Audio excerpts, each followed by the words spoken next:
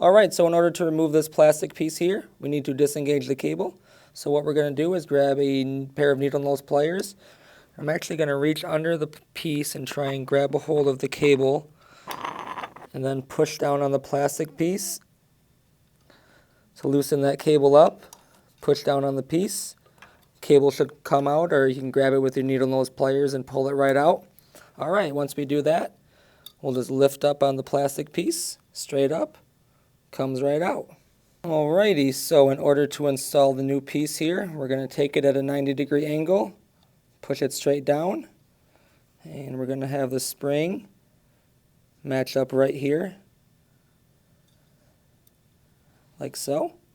Alright, we need to reattach the cable now to the plastic piece. So I'm just going to push down on the plastic piece and use my needle nose pliers to grab the cable. There we go. Should be all set.